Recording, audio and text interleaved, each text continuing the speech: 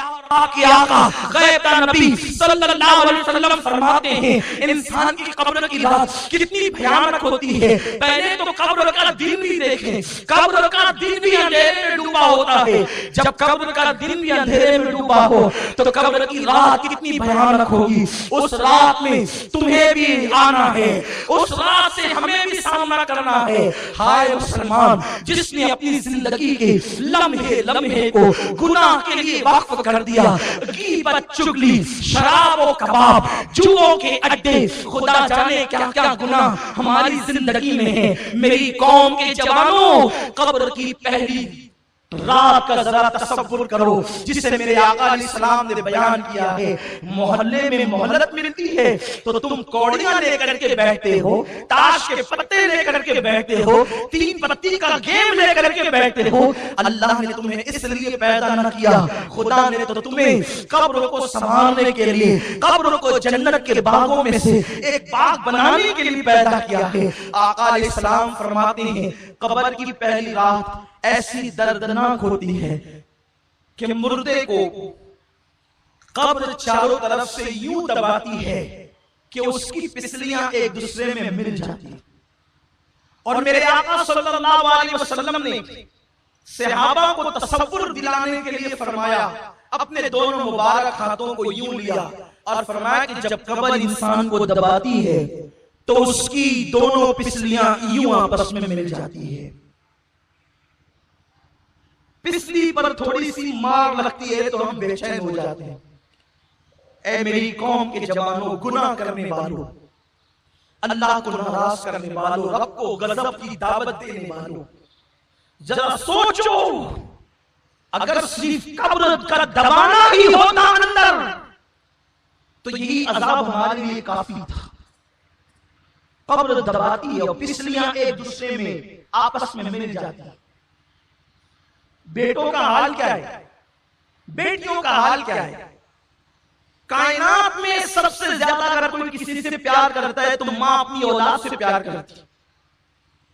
جب بیٹے کو دفن کر دیا جاتا ہے تو بھی ماں اپنے پلوں سے آنسو پوچھتی ہے, لیکن جب بھاتی کا لقمے سامنے آتے ہیں تو وہ بھی 2 لمحے کے لیے اپنے مرحوم بیٹے کو بھول جاتے. لوگ تمہاری بھاتی کھا رہے ہوتے ہیں اور ادھر مردے کو قبر دبا رہی ہوتی ہے.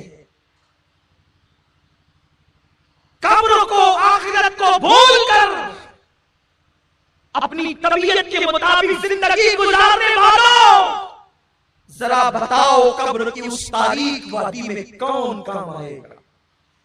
میرے آقا صلی اللہ علیہ وسلم فرماتے ہیں انسان کے مختلف دوست ہیں. انسان کا دوست مال ہے, انسان کے دوست اولاد ہیں, انسان کے دوست احباب ہیں, انسان کے دوست اعمال ہیں. مال کا حال تو یہ جیسے روح جسم سے نکلی ویسے ہی مال پرایا ہو گیا, وارثوں کا ہو گیا. دوستوں کا حال یہ قبر تک لایا اور چھوڑ کر کے ایسے چلے گئے جیسے پہچانتے ہی نہ تھے. لیکن اعمال انسان کی قبر تک جاتے ہیں. ہائے مسلمان, تو نے ان لوگوں سے دل لگایا, پہلے تو اس مال سے دل لگایا کہ جو قبر تک بھی نہ آنے والا تھا, ان احباب سے دل لگایا جو قبر میں چھوڑ کر چلے جانے والے تھے. اس اعمال پر تو نے محنت کیا کی, اس اعمال کے لیے تو نے کوشش کیا کی. مسجد میں آتا نہیں تھا اور آتا تھا تو حال یہ کہ ایسا لگے جیسے کوئی ڈنڈے پر سارا ہو اور تو بھاگ جاتا تھا. جمعہ کے دن بھی آخر میں آ کر کے 2 رکعت پڑھ کر کے بھاگ جانے والوں, میرے آقا علیہ السلام فرماتے قبر دباتی ہے, پسلیاں دونوں ایک دوسرے میں مل جاتی ہیں. وہ منزل سے گزرنا ہے, تصور کرو. میرے آقا فرماتے قبر میں اندھیرا اتنا ہوتا ہے پہلی رات میں کہ سفید کفن ہونے کے باوجود انسان کو اپنے ایک ہاتھ کو دوسرا ہاتھ سجھائی نہیں دیتا, انسان کو اپنا وجود نظر نہیں آتا, اور نیچے مٹی, اوپر مٹی, دائیں مٹی, بائیں مٹی, آگے مٹی, پیچھے مٹی, مٹی ہی مٹی. اور اس کے بعد پھر اس پر عذاب قبر یوں مسلط کیا جاتا ہے. یہ کسی لیڈر کا قول نہیں کہ مسکرا کر کے بھلا دو، یہ کسی مولوی کا کہنا نہیں کہ شک کر سکو، یہ اس رسول کا فرمان ہے جو زمین پہ بیٹھ کر عرش پر نظر رکھتا ہے. یہ اس رسول ہاشمی کا فرمان ہے جس کی نگاہ سے خدا کی ذات نہ چھپی، اس کی نگاہ سے قبر کی بات کیا چھپ سکتی ہے.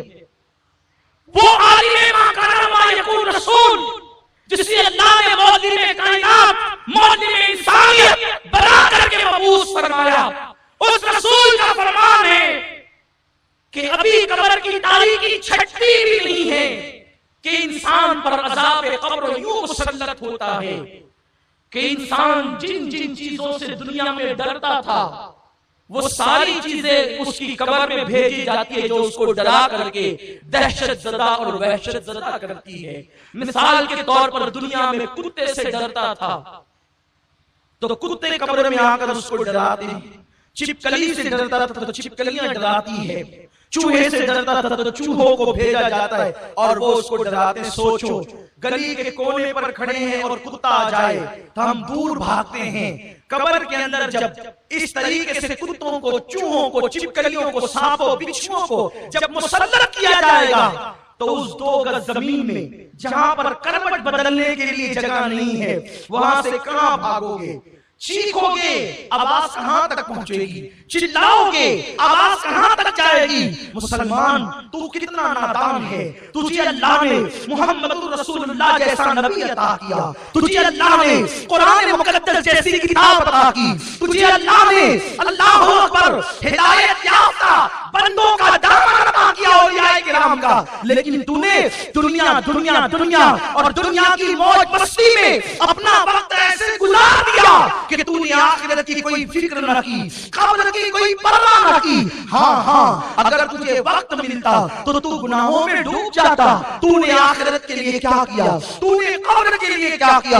اللہ کے پیارے حبیب غیب دان نبی صلی اللہ علیہ وسلم فرماتے ہیں مردہ اسی سے ہراساں ہوتا ہے، پریشان ہوتا ہے کہ اس کے پیر کی طرف سے عذاب آتا ہے، اس کے سر کی طرف سے عذاب آتا ہے، اس کے کانوں کی طرف سے عذاب آتا ہے، اس کے ہاتھوں کی طرف سے عذاب آتا ہے اور چو طرف سے عذاب آ کر کے اس کو اپنی لپیٹ میں لے لیتا ہے. اللہ کے پیارے حبیب غیب دان نبی صلی اللہ علیہ وسلم فرماتے ہیں حال یہ ہوتا ہے کہ اگر اس نے ایک وقت کی نماز کبھی جان بوجھ کر جاگتے میں قضا کر دی تھی، چھوڑ دی تھی، تو ایک وقت کی نماز چھوڑنے کے بدلے میں اس پر 99 سانپ مسلط کیے جاتے ہیں، جس میں سے ایک سانپ کی طاقت کا عالم یہ ہے کہ اگر وہ کسی پہاڑ پہ ڈنک مارے تو پہاڑ تیزا تیزا ہو جائے، اگر وہ دنیا میں پھنکار دے تو اس کی پھنکار کی گرمی سے دنیا کے سارے انسان مر جائیں.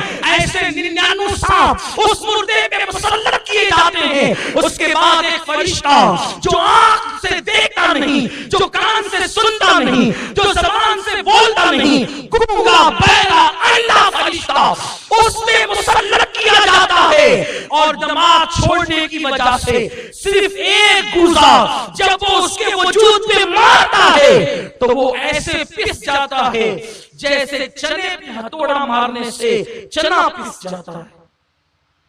رات کے 2-3 بجے تک جگ کر کے نماز فجر ترک کرنے والوں ذرا اس چابک اور اس گوزے کا تصور کرو، سوچو اور غور کرو کہ کیا یہ نازک وجود، یہ چھوٹا سا جسم کیا اللہ کے عذاب کو برداشت کر سکے گا؟ کیا رب تبارک و تعالیٰ کے عذاب کو برداشت کر سکے گا؟ نہیں اور ہرگز نہیں. تو پھر یہ رنگریلیاں کیوں ہے؟ یہ طبیعت کے مطابق زندگی کیوں ہے؟ یہ گھروں پہ لگے ہوئے تمہارے اینٹینے، یہ اینٹینے نہیں، یہ ایلین نہیں، یہ جہنم کے سامان ہے. تمہارے گھروں کی رنگین ٹیویاں جو تمہیں ڈش لگانے پہ مجبور کرتی ہے، تمہارے بچے جو تمہیں مجبور کرتے ہیں ڈش لگانے پر، اس میں 100 سے زائد چینل پر گندی ننگی اور آوازی کی فلمیں دیکھنے والوں، یہ صرف تمہیں نہیں بلکہ تمہاری پوری اولاد کو جہنم کا ایندھن بنانے کے لیے راہ جہنم پر لے کر کے جا رہے ہیں. خدا ذرا اپنے حال پہ رحم تو کرو.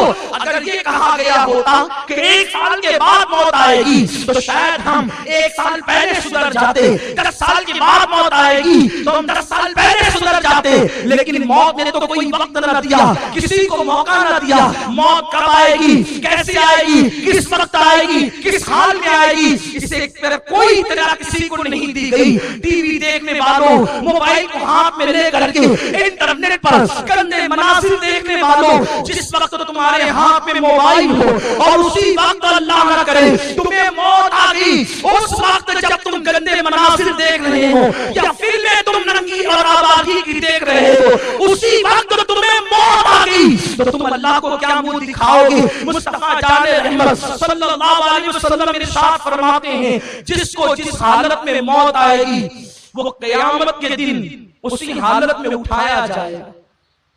اللہ کے حبیب صلی اللہ علیہ وسلم فرماتے ہیں بہت چھوٹی چھوٹی چیزیں جس کو لوگ سمجھتے ہیں اس پر بھی اللہ لوگوں پہ قبر میں عذاب فرمائے گا. میرے آقا علیہ السلام فرماتے ہیں کہ لوگ پیشاب کے چھینٹوں سے نہیں بچتے, اس بنیاد پر بھی اللہ ان کو عذاب قبر میں مبتلا کرے. اس حدیث کو پڑھنے کے بعد میں نے کتاب بند کی اور میں سوچنے لگا کہ اللہ کے حبیب صلی اللہ علیہ وسلم فرما رہے ہیں کہ اگر پیشاب کے چھینٹے پیروں پر آئیں اور لوگ پیشاب کے چھینٹوں سے نہ بچے تو بھی اللہ ان کو قبر کے عذاب میں گرفتار کرے گا. پیشاب تو اپنے پیٹ سے نکلی ہے,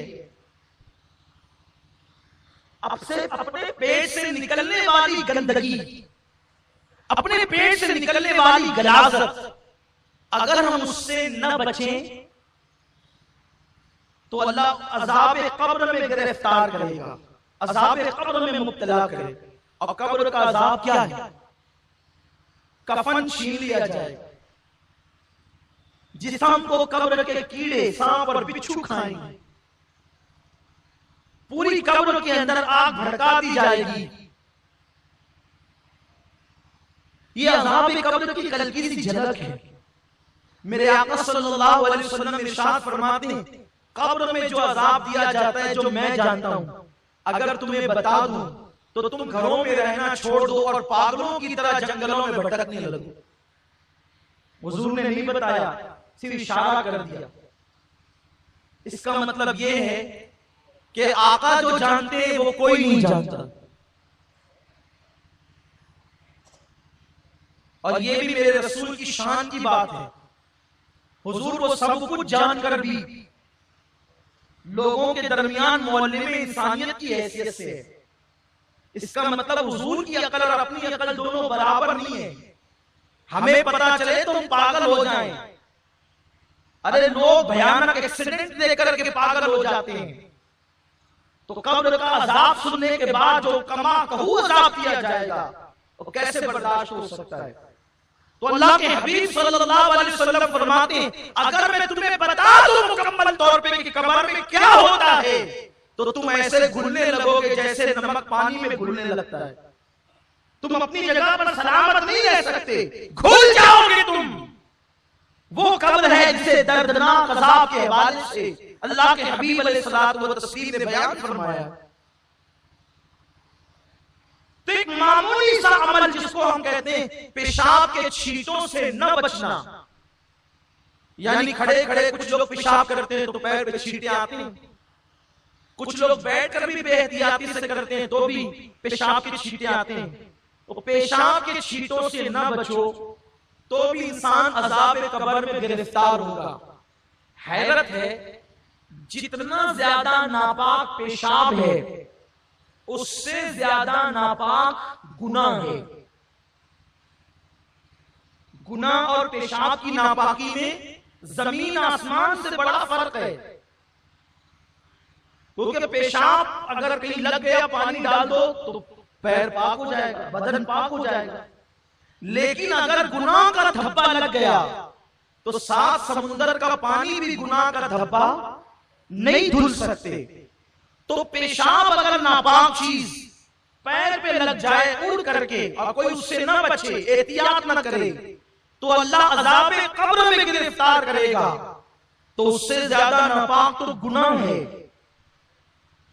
کوئی گناہ میں ڈوبا رہے، اور وہ بھی وہ گناہ نمازوں کا ترک کرنا، جوا کھیلنا، تاش کے پتے کھیلنا، محلے کی لڑکیوں پہ بد نظری کرنا، پڑوسیوں کے حقوق دبانا، غصب کرنا، ایک دوسرے کے حقوق ادا نہ کرنا، ماں باپ پہ ظلم کرنا، ماں باپ پہ زیادتی کرنا، بیوی پہ ظلم کرنا، بیوی پہ زیادتی کرنا، اولاد کا حق ادا نہ کرنا، کتنے بڑے بڑے جرائم ہیں۔ اس سے بچنے کی کیا صورت ہے؟ اور ایک اہم بات، پیشاب اپنے پیٹ کی غلاظت ہے، وہ نکلی اور پیر پہ پڑی اور ہم اس سے نہ بچے تو عذاب قبر میں گرفتار ہوں گے۔ اور جتنی زیادہ ناپاک پیشاب ہے اتنا ہی ناپاک شراب بھی ہے، دونوں کی ناپاکی برابر برابر، یعنی کہ پیشاب کا پینا اور شراب کا پینا دونوں ایک ہے۔ یہ میں کوئی لطیفہ نہیں کہہ رہا ہوں، میں آپ کے سامنے اس کی شرعی حیثیت بیان کر رہا ہوں کہ شراب اسلام میں اتنی ہی ناپاک مانی گئی ہے جتنا کہ پیشاب ناپاک ہے۔ تو مجھے بتاؤ، اگر پیشاب کے چند چھینٹے بدن پہ لگ جائیں تو انسان اللہ کے عذاب میں گرفتار ہوتا ہے، تو جو لوگ پیشاب کی طرح ناپاک شراب اپنے منہ کے اندر ڈالے اور اپنے پیٹ میں ڈالے تو ان پر کیسا عذاب ہوگا، ان پہ عذاب کی کیفیت کیا ہوگی، ان پہ عذاب کی سختی کیا ہوگی۔ میرے آقا صلی اللہ علیہ وسلم کے دیوانوں، آیت مبارکہ کا آخری ٹکڑا، اب میں اس پہ نہیں پہنچ سکوں گا، بس ایک بات عرض کر کے اپنی گفتگو مکمل کروں، شاید کسی کی زندگی میں انقلاب پیدا ہو جائے۔ خدا کے لیے اپنی قبر کی تیاری کرو، قبر میں کسی نے نہیں آنا، نہ کسی مولوی نے، نہ کسی خطیب نے، نہ کسی مقرر نے، نہ کسی دوست نے، نہ کسی ماں باپ نے، نہ کسی یار نے، لیکن یہ بات حق ہے جس کو ضرور کہوں گا کہ قبر میں کسی نے نہیں آنا، لیکن قبر میں مدد کے لیے آمنہ کے لال نے ضرور آنا۔ اسی لیے قبر کی تیاری کا سب سے بنیادی سبجیکٹ ہے کہ جو آنے والا ہے اس سے اپنا کانٹیکٹ بنا کے رکھو، جو آنے والا ہے اس سے کانٹیکٹ بنا کے رکھو، اس لیے کہ اگر رابطہ بنا رہے گا تو وہاں بگڑی بن جائے گی۔